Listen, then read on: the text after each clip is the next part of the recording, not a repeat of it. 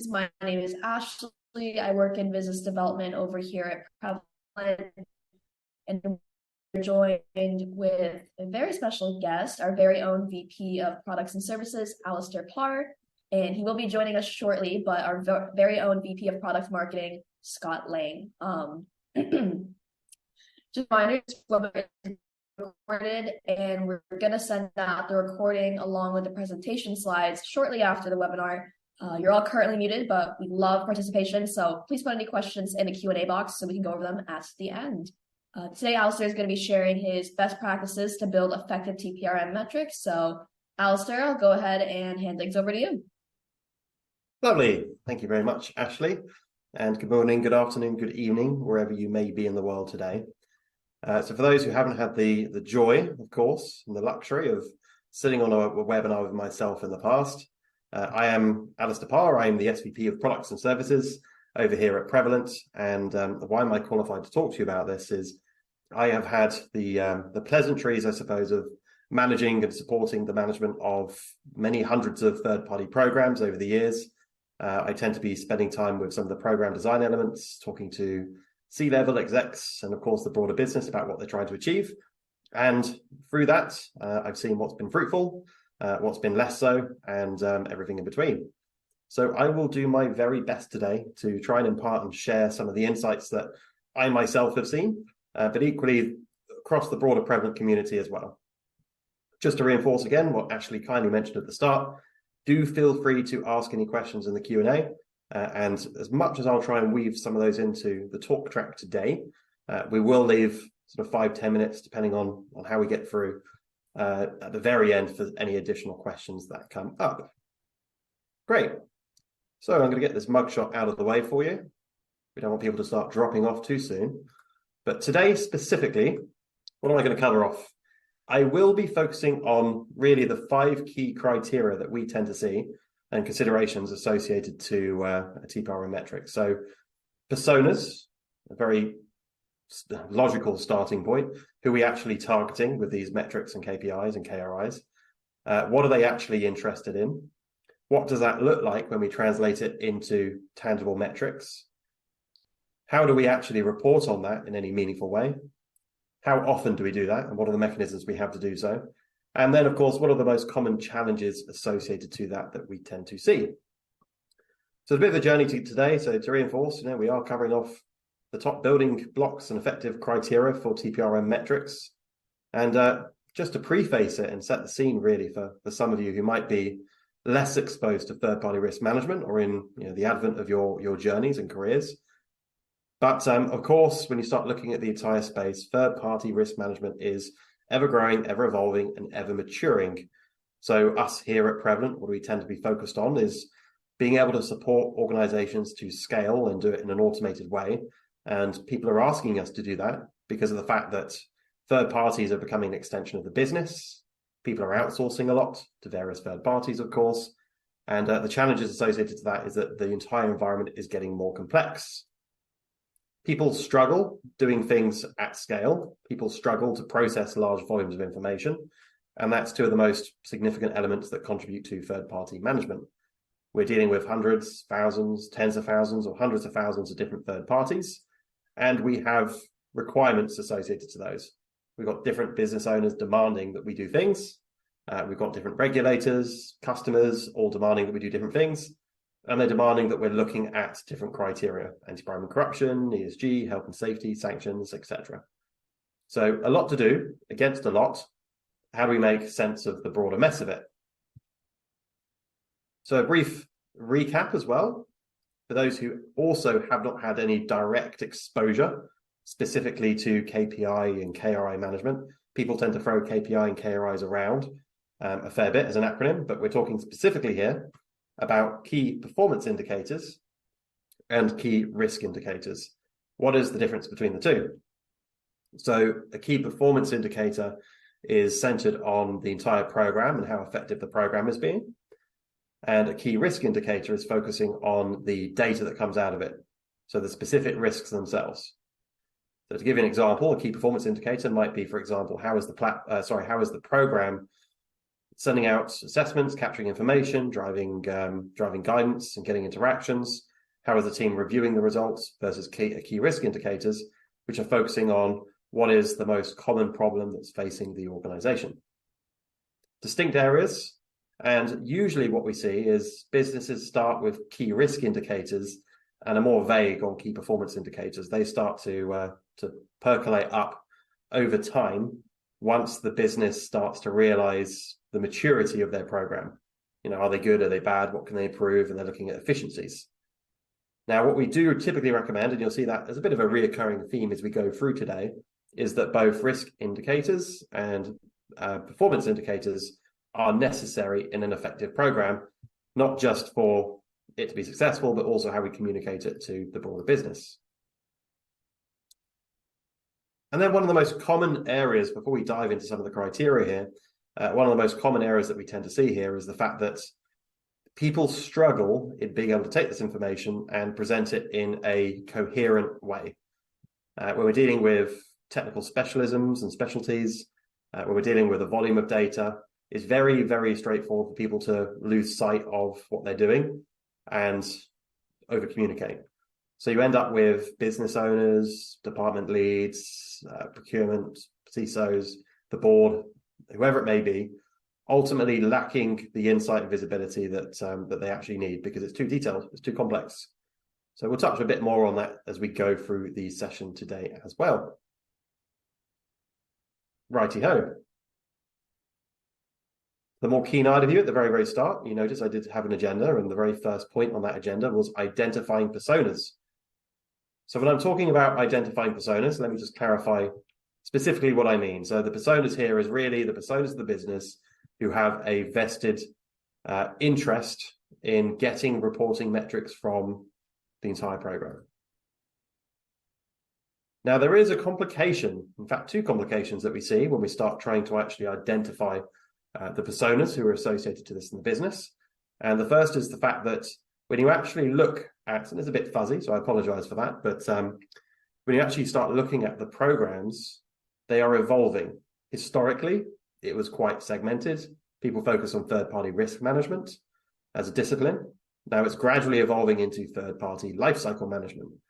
What's the difference? Is that if you look at this this fuzzy circle or sorts in here, people are focusing on the assessment and the remediation piece in the center. Now you have business partners and parties who have interest in that broader set of the workflow. So it's procurement, compliance, etc.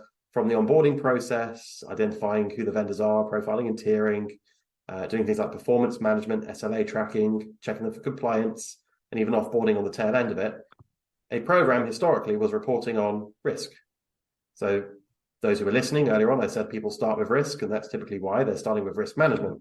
But when you start looking at lifecycle management, there's more personas, there's more people involved. And on top of that, you're also tracking how effective you are in that lifecycle. And to reiterate some of the complexity that we see tied to those personas is we're actually getting more and more criteria and metrics that contribute to our results. So historically, if you go back a fair bit of time, people would typically just be sending out an assessment. Great, we can look at control failures and results from assessments. But a vendor profile now, as it goes through that life cycle, typically is evolved. So we're looking at personas. You might have people consuming cyber monitoring information, business monitoring data. So who are they? What are they doing?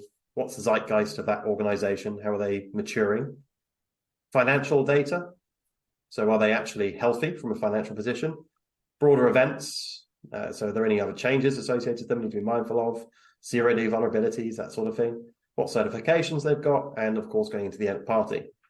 And this is a simplistic way of looking at it. So if you look at the prior information that we shared, when you actually dissect that down into its composite bits here on the left-hand side, there is a broad set of disciplines.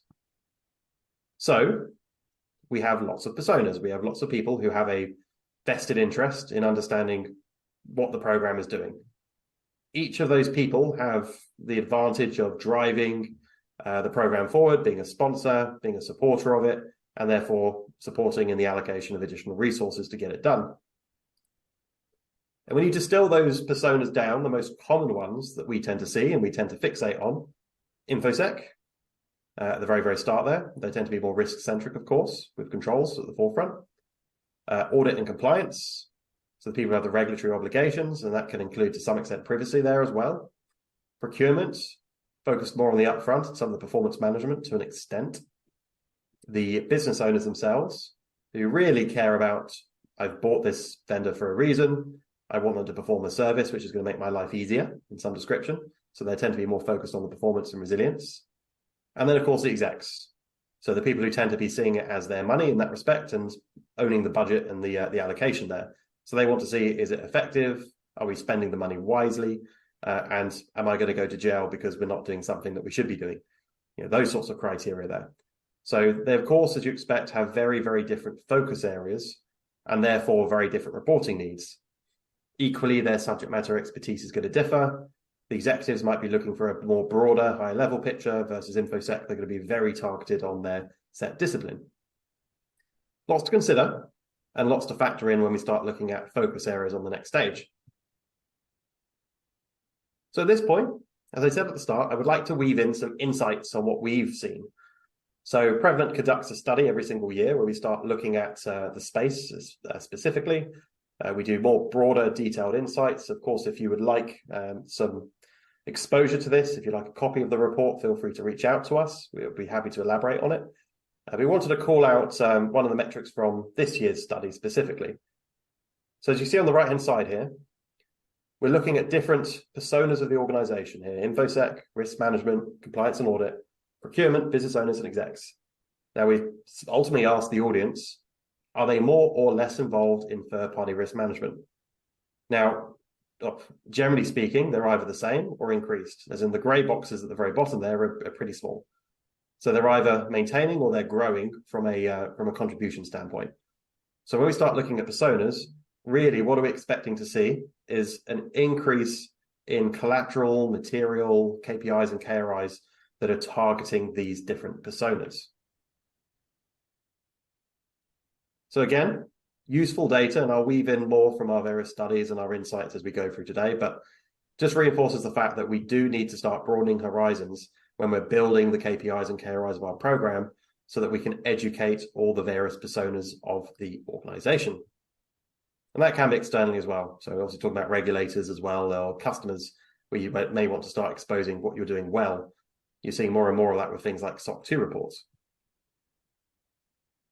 Right. Moving onwards to our next focus area. So we're going to talk a bit now about ascertaining what they care about, so the specific focus areas of these communities. So I'm going to pull out one more stat from our study to feel it's something that's particularly relevant as we start to go through this, and that's specifically on what their involvement tends to be.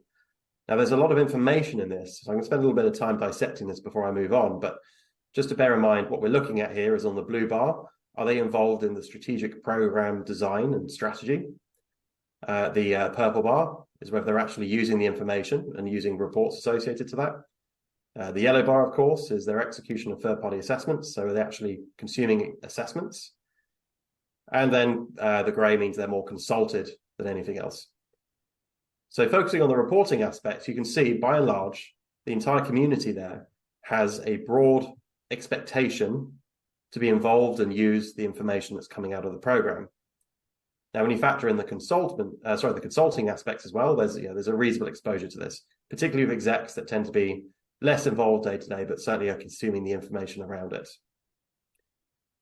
Interesting enough, you tend to see the programs being driven more by information security and risk management at the outset. And when we start looking at the customer base that we tend to see, and of course through our partners, etc., most people tend to be starting with InfoSec historically. Over time, we're seeing more and more procurement-led initiatives, but historically it was InfoSec as a focus. Now, I'll touch on this as some of the challenges later on, but a common challenge we see here is the fact that because it's taken roots in a part of the business, it tends to be somewhat skewed and biased towards the needs of that persona and that community. So we focus again very heavily on those KRIs rather than the KPIs that might be more beneficial to some of the broader business sets. So what we're seeing, and what we're seeing generally be quite effective here, is that people are ultimately factoring in that as much as it might start from a business area, we do need, and we are seeing an increase in that blue bar of beyond InfoSec and risk management, compliance, procurement, and business owners, and even execs getting more involved in the day-to-day workflows and activities. Okay. Moving on. So we did ask, as part of some of our studies, about what the goals are for these teams, specifically on third-party risk management. Because when we're looking at the focus areas of these teams, we need to really understand what they're trying to achieve. You know, what's the driver? Because that's going to feed into our KPIs and KRIs downstream anyway. So first and foremost, the risk management teams want to achieve compliance and address the risks of working with vendors. You know, that was the majority of responses there for risk management. Compliance and audit want to achieve compliance. You'd hope so, 79% of them, as well as the executives and the business owners. The executives, of course, are focused on compliance on the basis that quite often they are ultimately, you know, the final resting point of any blame. You know, when you see the fact that an organization's not compliant or it's had a significant issue, it tends to be the execs in the firing line, and you might tend to see a shift of headcount from a C-level and above in some cases. The procurement teams own the relationship, not the program, but they really, really care about speeding or simplifying new vendor onboarding, 74%. Now, this is where the KPIs are getting more and more interesting because the performance indicators are very much being driven by procurement, although it adds value to the entire workflow and cycle. You know, when you have KPIs getting driven as a core initiative, as part of your reporting metrics, all it's going to do is apply focus in being efficient and scalable ultimately. And we'll talk a bit more about that when we look at things like program design as a metric point later on, and program maturity. But this is one of the benefits that we've seen in the last 12 months when we look at these programs, where historically it's a case of we will get through all the data as and when we can from a risk management perspective, to how can we do this at scale and effectively using tools, appropriate reporting, and appropriate analysis of the environment. And then execs are primarily concerned about mainly consuming third-party risk reports. So this is an increase. So historically, they were more pie in the sky from a focus point, but we are now starting to see them starting to drill down into some of the detail. And part of that's coming from the fact that they have the obligations and responsibilities themselves to start reviewing the associated output, and they have a general interest in some of the things that are being found out. It's not just a cyber focus, or it might not just be a specific discipline focus. With things like ESG, with things like anti-bribery and corruption, modern slavery, the passive monitoring insights that we tend to see, there's more business-centric consumable data that we're seeing that can roll up as well to our metrics and KPIs that makes it more ultimately accessible to the community. So when we start looking at these as to what they actually need based on that, so different personas here, now I'm going to focus on really sort of three core areas here. The CISOs, who quite often are, as I mentioned earlier on, the starting point of these programs, and quite often the budget might actually come from the CISO and their community and the CIOs. They really want to get an in-depth review of the associated compliance and risk associated to them. They want to understand what the threat posture is of their environment, which they can then map against their risk appetite. So they really care about what's our risk appetite versus what's our current risk portfolio, and then ascertain what's the delta. How do we address the delta to get to a point where we're comfortable? And then they'll drive remediation in order to get to that point. And what they want to see how effective everybody is at driving remediation. Why do they care? Is because they need to, hopping over to the far right, present that information to the board to show that they're doing their job sufficiently. The CISO needs to be able to present to the board that risk is being managed, it's proportionate, nobody's going to jail anytime soon, at least not for information security and third-party risk management. And then, of course, the board needs to feel confident in the fact that the entire critical supply chain, from a resilience standpoint, doesn't mean there's going to be a dramatic loss of revenue in the near future. If we have an unfortunate situation, such as a pandemic, again, in a few months' time, have we got the appropriate resilience to protect us? Have we got all our eggs in one basket in one provider, which might be in a geopolitical or geo-environmental situation as well? And tied to that, boards generally want to see graphs going up or going down. And in this case, they want to see risk graphs going down and the scale of the program going up. So they want to see nice charts that show progress, ultimately, whatever that progress may be. And where there's lacking support, whether it's funds or initiatives or buy-in, the board needs to be presented with that very clearly and articulately to be able to say, okay, I need to participate and I need to help. And then when we dive into the actual business then in the middle, of course, we need to make sure that the business understand the real-time situations that might impact their workflows and what they're doing. So as a core provider for them, that's part of their revenue generating services at risk. They need to be able to do deep dives on those vendors so they can make informed decisions on whether that is really the vendor they want to select through that procurement cycle. And in the event they are a must-have, we must have this new service from them. Great, that's fine. Here is the path that we've committed with them. Help us drive that as the business sponsor in order to get it to a point where it's tolerable and we're happy. So just to reinforce here, different personas have different needs, different focus areas that we're trying to deal with. And then when you start looking at that from a broader level, it really sort of falls into 4 core areas. And we'll drive into these into a bit more detail and highlight some specific metrics that are going to be able to support that. So when you're looking at KPIs and KRIs here, they really fall into the 4 buckets of risk, threat, compliance, and coverage. And what am I actually saying here? Risk, of course, is about understanding the KRIs. Do we have the appropriate controls in place to be able to mitigate the concerns that we have sufficiently, from an insurance policy perspective? And does that vary business by business area, for example? Are some more risk adverse than others, and can we leverage that? From a threat perspective, what does our threat landscape look like? So, for example, using our passive scanning capabilities or our knowledge of 0 days or emerging events and threats, what is the current landscape associated to that?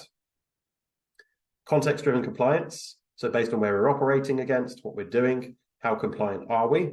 Do we have any glaring holes? And if we found them, how on earth do we plug them before the regulators start complaining about it? And how do we demonstrate that back to our customer base? And then, of course, coverage. Something that's very often overlooked, specifically here from a KPI standpoint, which does in fact impact the KRIs as well, is are we actually addressing the entire estate, the entire population? Where are the gaps? Can we go deeper? Can we look at end parties? Can we look at other disciplines and subject matter areas that have interest across the broader business? ESG, modern slavery, anti-bribery, corruption, privacy, whatever it may be. So do we have the breadth of coverage and do we have the depth of coverage? So quite often you can have the situation where you're reporting on the first 3, everything looks peachy and rosy, and we're all very happy. And then we realize we've only actually engaged with 15% of the population, the vendor population, every single year. There's so much there that could be uncovered and unpicked that it would be concerning. Okay.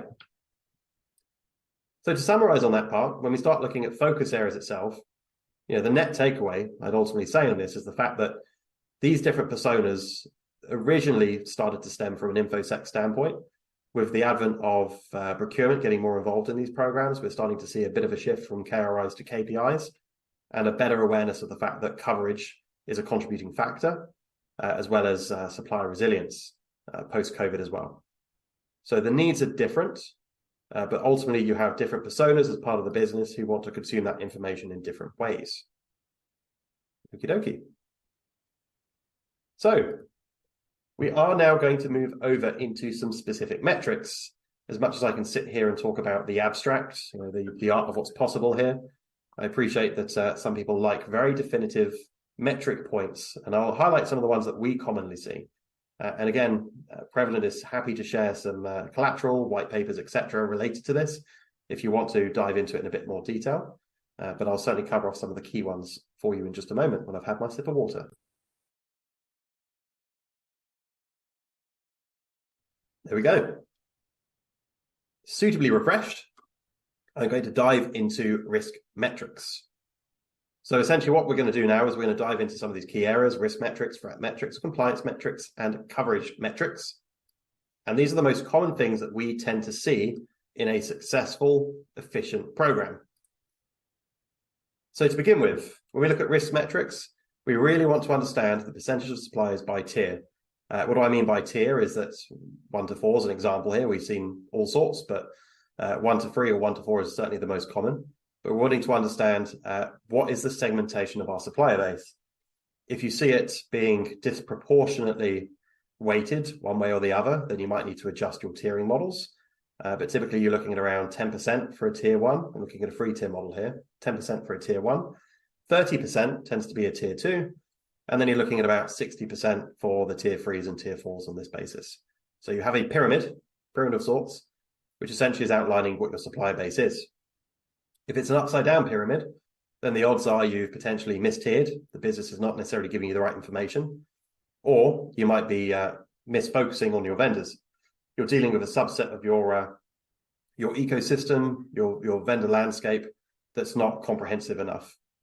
So that's usually a good indicator about what our coverage looks like, what the breadth looks like, and what the health is of our tiering and profiling process.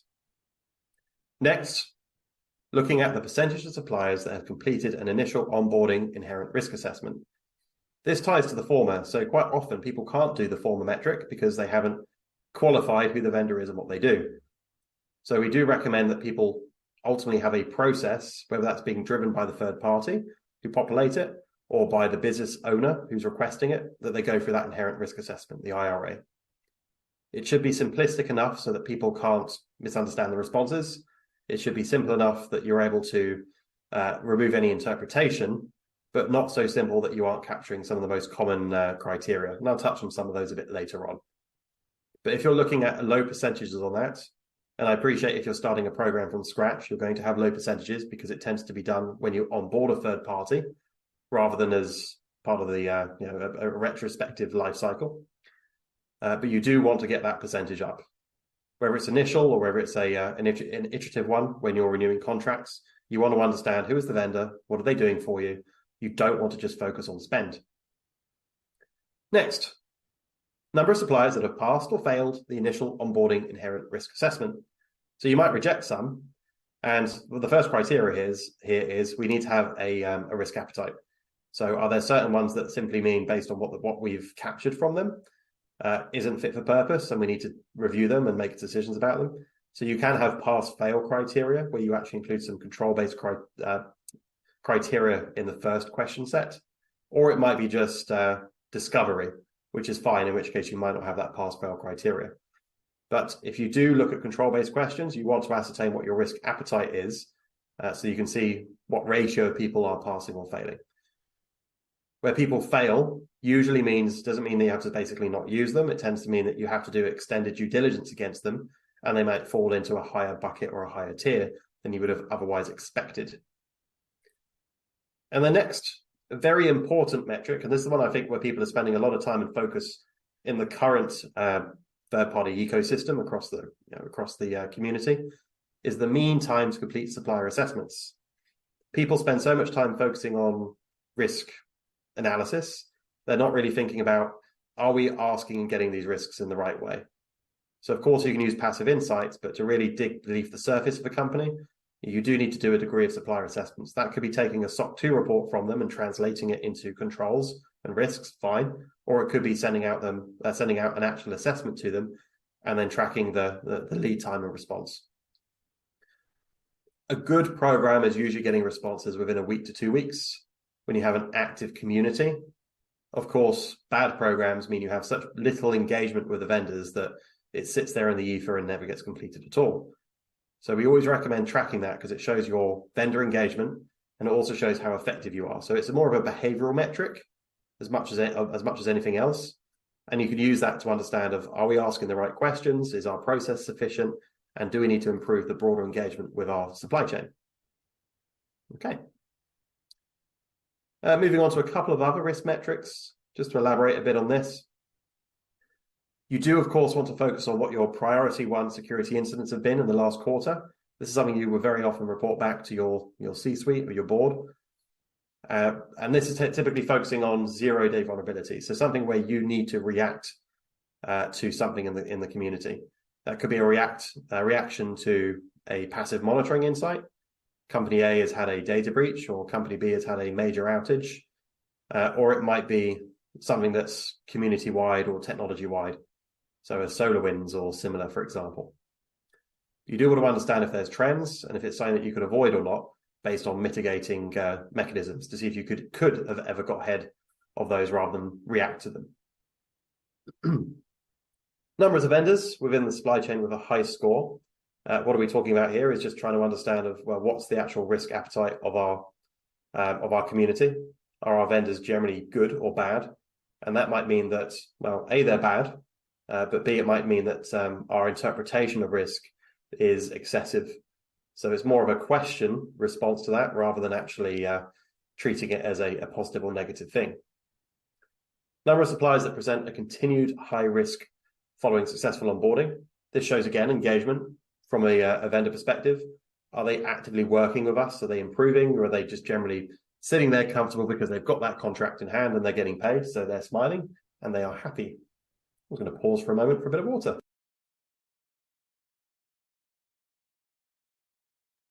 Thank you for your patience, everybody.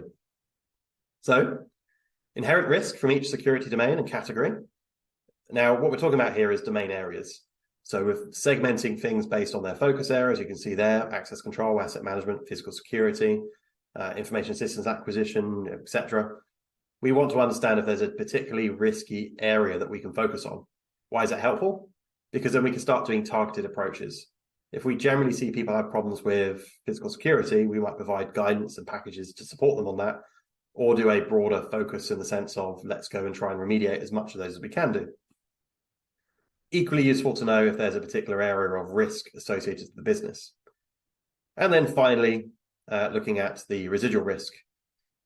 So residual risk here being once they've applied any mitigating controls that we've identified, where are they? Are we in a tolerable level or not?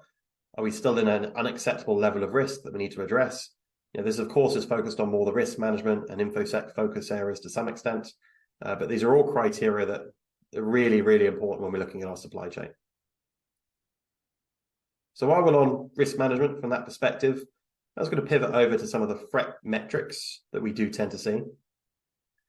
And for us, the threat metrics, to start with, percentage coverage of supplier base by tier with threat intel, much like you saw on the risk metrics. This is a case of what insights do we have, passive monitoring insights that would suggest 0 days, data breaches, challenges, etc.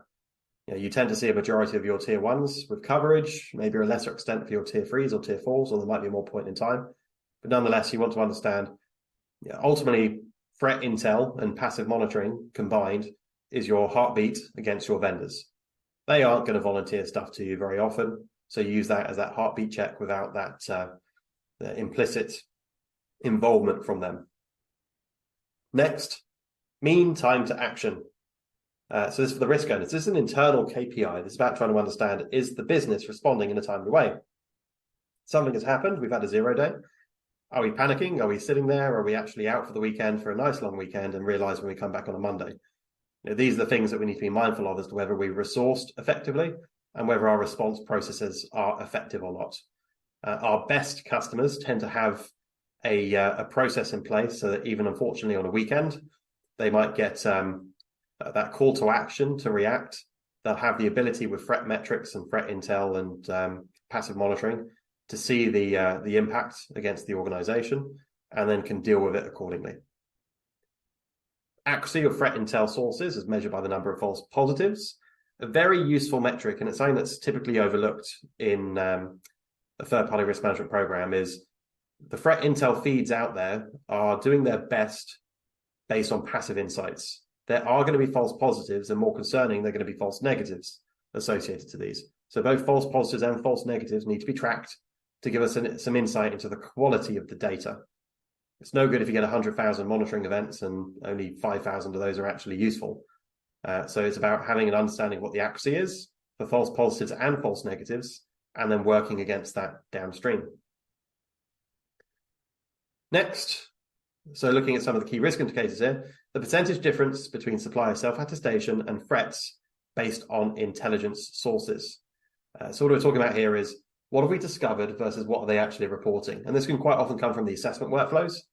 Something we do a lot of in Prevalent, and we have what we call red flag analysis, which is essentially where I might ask supplier A, how good are you at data loss prevention? And they respond back and say, we're fantastic. We have enterprise leading DLP technologies with established rule sets that cover all egress points and endpoints in the business. Great. Sounds wonderful. Good job. And yet they would then go look at their threat metrics and their threat intel, and they've had 7 data breaches, and their records are being shared everywhere. That type of red flag, that type of contradiction is very, very important to track, because self-attestation will get you so far. The value in it is it's going to find the needle in the haystack vendors who are gaming your system rather than actually being pragmatic and reasonable. And those are ones to watch out for.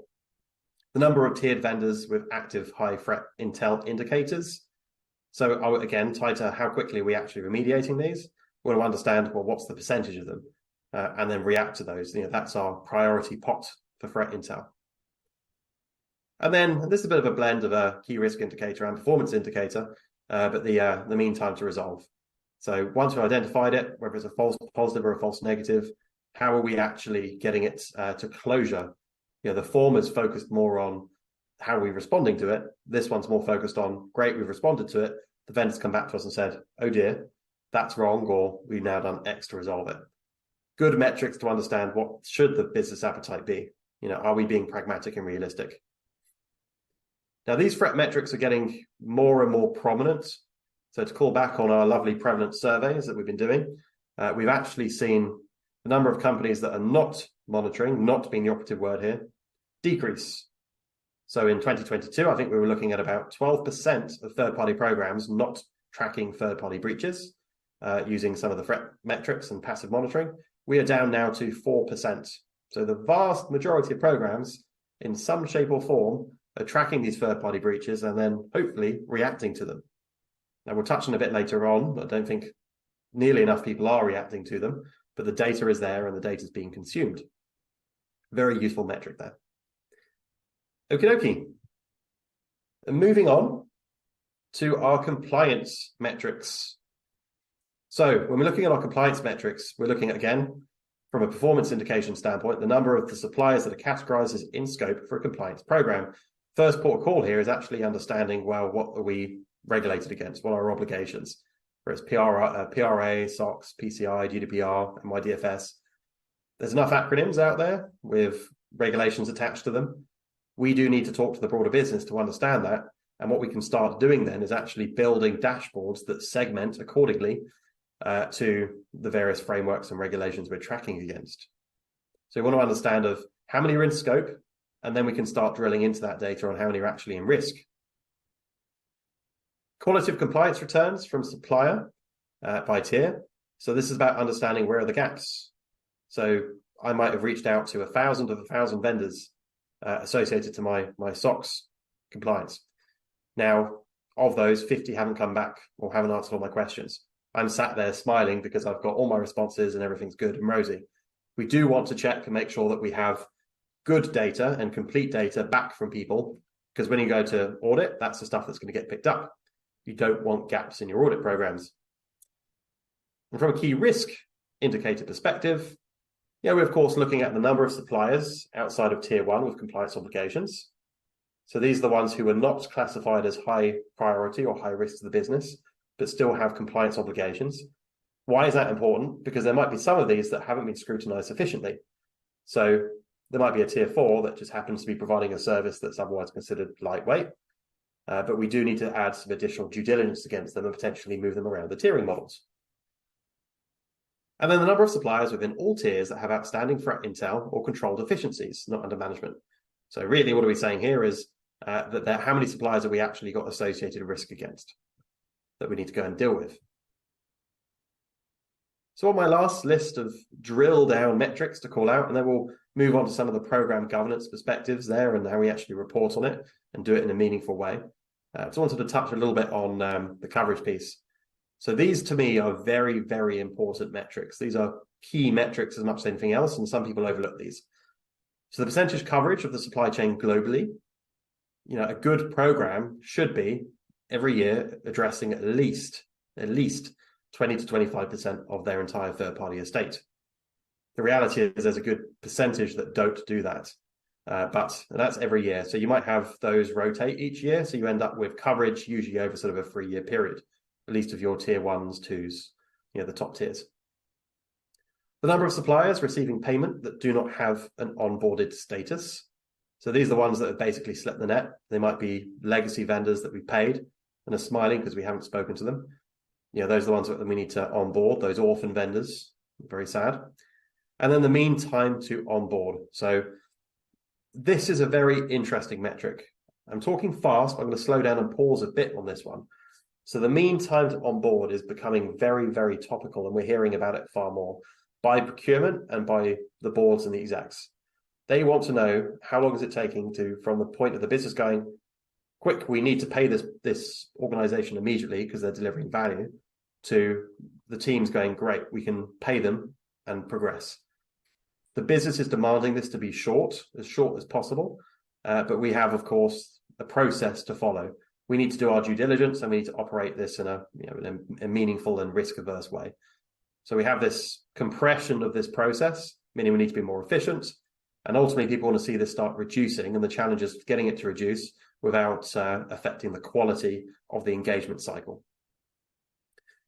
And then on a key risk indicator perspective, number of suppliers in use without a detailed profile.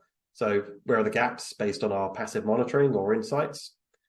Number of tier ones that have not returned self-attestation. That's a big red flag. Ideally, you're not paying them until they do, in which case they tend to respond. If it's a legacy one or if it's a mid-cycle, those are the ones where you need the business to get involved and escalate to the VPs and similar of the business lines. And then the number's not covered by threat intel. Really, this should become less of an issue when you've actually profiled and tiered things effectively and you've established your workflows for each. But ultimately, you do want to understand where those potential gaps are. So I'm going to go up a level now. We're talking about very specific metrics here across the areas. We generally get asked for these. So of course, I wanted to make sure you had some exposure to what we consider important. But a very, very important aspect to this as well is the maturity of the program. Those are the trees that make up our metrics, but to look at the wood, we need to start thinking about the broader maturity of it. Something that's very effective is starting to look at program maturity, whether using the Carnegie capability maturity model or your own proprietary or something that you found on the web or asking ChatGPT, up to you. But you want to consider the coverage of your estate, the content of what you're sending out, the roles and responsibilities and races of the team members that you've got and whether they're fit for purpose, the remediation cycles that you've got and the risk tolerances that you defined, and then the governance process. So how are you actually getting those metrics? How are you using them, etc.? It's all well and good building these, but if we don't use them, is there a gap? So as much as I talk about all of these specific metrics, I would just strongly advocate to everybody on the line, please do build a program level analysis and metrics associated to that. Are we good? Are we funded sufficiently? Have we got the right resources in-house that we need to be able to action this? Are we able to actually talk to all of the critical vendors, and do we need other business involvement in order to be more effective? Those are the types of things that should be coming out of good program level metrics. And those are the things that the execs and the C-suite are going to want to see, because it can quite easily be quantified into, please give me more money, or please give me the ability to recruit subject matter experts in these disciplines, or please help me get this part of the business to do their job and help me out. So I strongly ask you all to consider and focus on those program metrics. Okie dokie. When we actually look at these metrics, how on earth do we report on them in a meaningful timescale? And a big challenge in this is when you actually start looking at the life cycles of a program. You have that initial creation point. People understand what mature looks like, what they're trying to achieve programmatically, and then build those key metrics. And then they go for the scoping and the building of the service lines and standardization and the assessments and the planning. And this is a usual cycle that we see in the program definition phase. The challenge here is you see those the defining key metrics and maturity definition here quite early on in the cycles. That is point in time, and that's slightly dangerous. So what we always recommend, and we position now, and this is typically supported by technology, is that you look towards more real-time tracking here. So you want to follow this implement, review, and enhancement model. So you should be reviewing your metrics in line of your program maturity reviews, at least every year, ideally every quarter, to see if it's being consumed and how effective it is. And you want to use things like dashboards, etc., that have real-time insights to give you data points on what the risks are, who's doing good, who's doing bad, etc. So the two takeaways for reporting cadence here is, don't focus on having it as the advent of the program up front, and do focus on making sure that you've got the capabilities, whether it's Power BI or Tableau, QuickSight, whatever it may be, to be able to present dashboards to the different personas of the business. You'll have different dashboards for different people that could be and should be simple enough and focused on their data set, but we strongly encourage that. Okay. So moving on to actually some of the common challenges that we see, and there's no point in having a challenge without having an answer for some of those challenges. But the first challenge that we tend to see is focusing on establishing those profiling and tiering methodologies. I spoke a bit about it when we were talking about the KPIs associated to risks, etc. But so many people are focusing on establishing those tiering models based on total contract value, which is a bit simplistic and not indicative of the true value of that third party.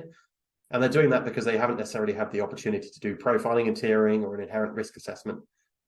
So we encourage you, if you are retrofitting a program, to try and look at things like what part of the business are they supporting, what they actually offering, what region are they based in, and that could feed into understanding the compliance obligations or function-specific regulatory obligations, and then consider internally, well, what can we actually deal with here?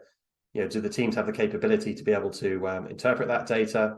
What is our risk appetite based on the criteria we've identified, and then identify any resource constraints. So we recommend that initial exercise to understand what data have you got to profile and tier retroactively, and whether you've got any baseline criteria you can define for each business line or each service line being delivered. The next challenge that we tend to see, and I think this is pretty prominent, has been for years, it's not a new thing here, is nth party mapping. I think the space has been talking about this for the best part of a decade, on this is what people will be doing in the future, but the reality is the budgets aren't there, the resource capacity isn't there. We're only maybe starting to now just get back to the point with passive mapping and scalability where people are able to do a percentage of this. But it's about understanding, are there additional periphery, subsurface third parties that actually have a real impact to us? And we are finding more and more when we're looking at these metrics that there are particular vendors where we have concentration risks, and we want to report back these concentration risks as part of our metric reporting. So it's worth considering at least some basic nth party mapping in your assessment workflows or in your journey, just so that you can weave that into your metrics and analytics. Hard to understand your risk appetite without that. But by far and large, the biggest issue when you're trying to build and collate these is the fact that a lot of these programs are broken. So and this again is being drawn from analysis that we've done across the market. So if you want to get insights into this, please feel free to look at the third-party study on the Prevalent website. We'll be able to share some insights for you. But only 50% of participants felt that the program was meeting the needs of all departments. That's because program metrics aren't necessarily tailored to report back on stuff they're interested in. And of course, the programs don't support that. The majority aren't able to assess risk at every stage because they haven't got the visibility necessary, and that's not reported back effectively. 45% are able to assess risks across security, business, and reputational categories. So the majority don't have the means to cover the gamut of risk domains that they're looking at. 62% deliver automation and reporting necessary to effectively demonstrate compliance, getting better, but still circa 40% don't have automated tools sufficiently enough to be able to demonstrate compliance without manually having to review. 42% helping you be more proactive in third-party incident response. 42% feel it is effective at the moment. So nearly 60% feel that the incident response process, that threat intel-based work, is not fit for purpose and is more reactive. So the reporting metrics support that trending. And importantly here, only 43% feel that it's satisfying the board demands. So what we tend to see is that there's a lot of programs out there that are actually doing better than they appear, but they're not communicating it effectively enough. They're not sharing the insights. They're being siloed. They're not helping each other. So when you actually start looking at from a general final thought perspective here, is that a good, healthy program is understanding the personas. It's understanding what people are interested in. They're trying to avoid having disengaged business owners as well as execs. And they're making sure that ultimately their data sets are accurate and complete. To do that, you need to sit back and really look at those personas.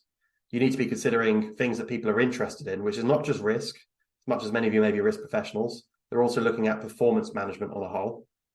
And equally so, we need to continually improve and continually review that. We can't just look at a point in time. We need to make sure that we are actively tracking and improving those over time, and the metrics meet the needs of new regulatory frameworks or requirements.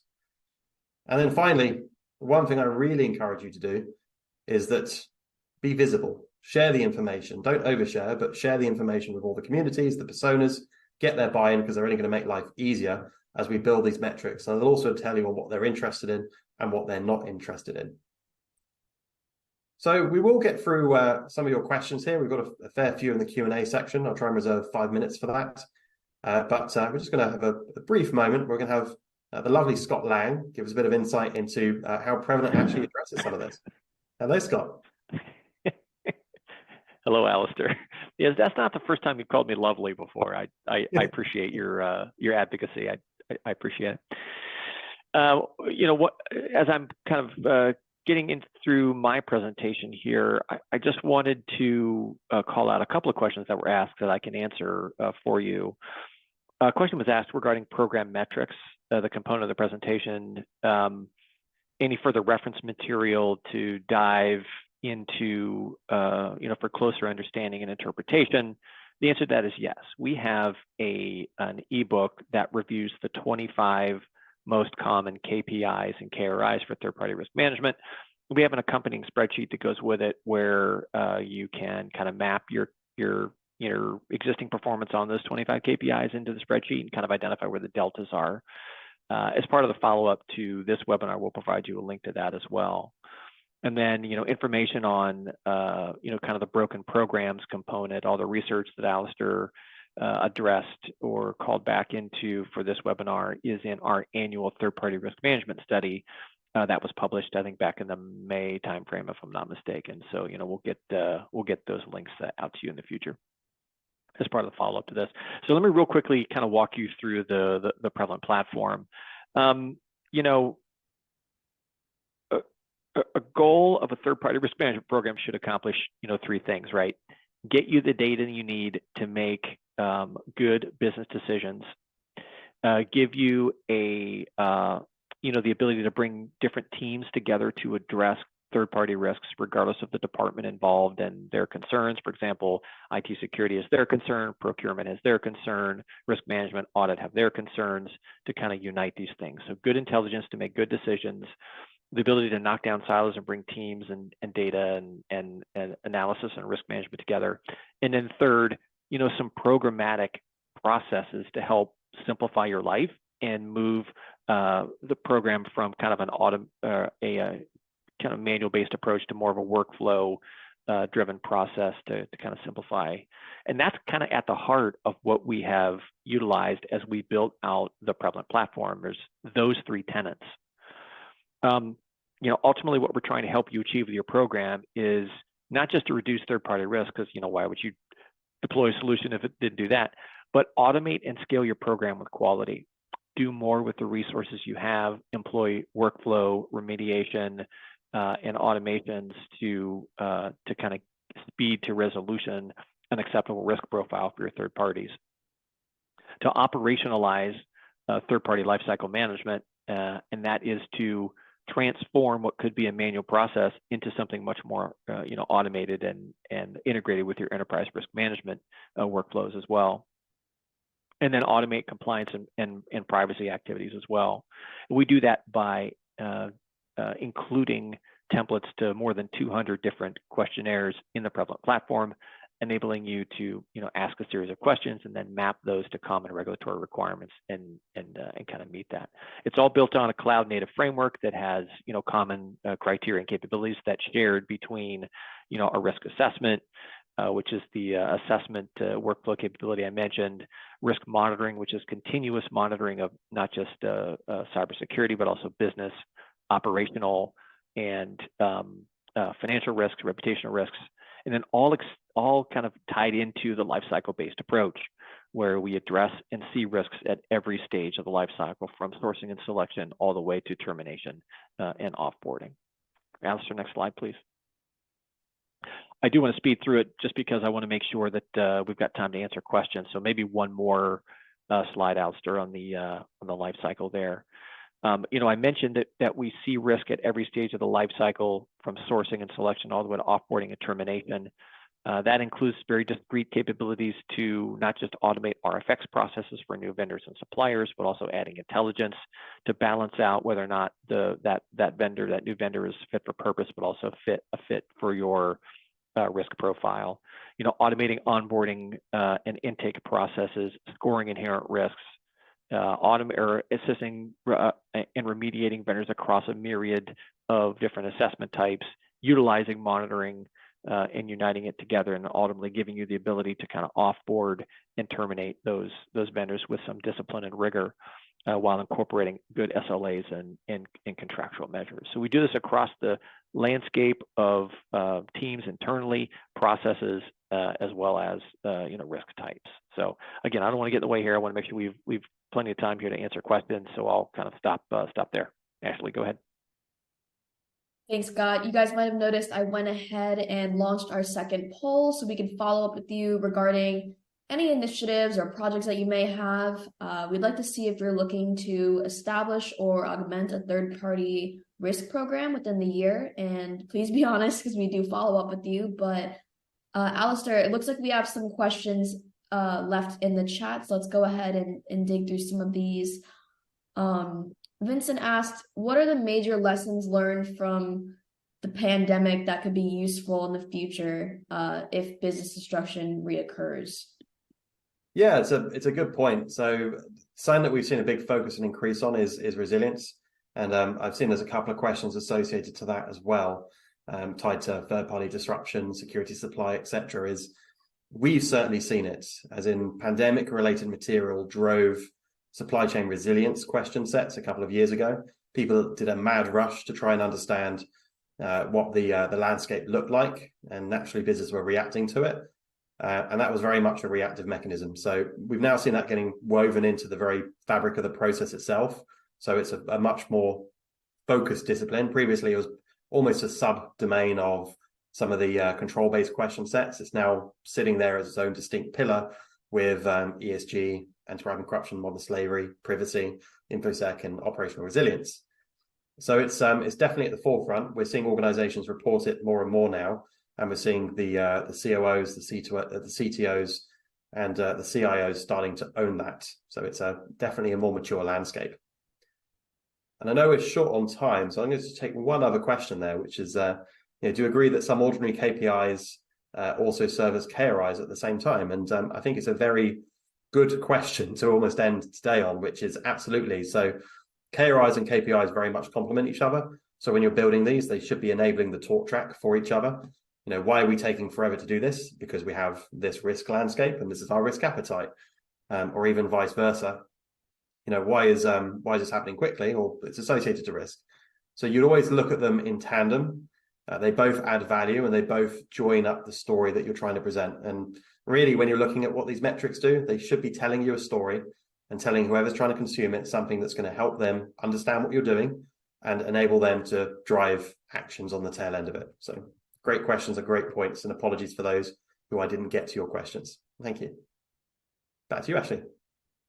Thanks, Alastair, Scott, and everyone for all of your questions. They both gave us some great information to take in today. So I hope to see all of you either in your inbox or at a future Prevalent webinar.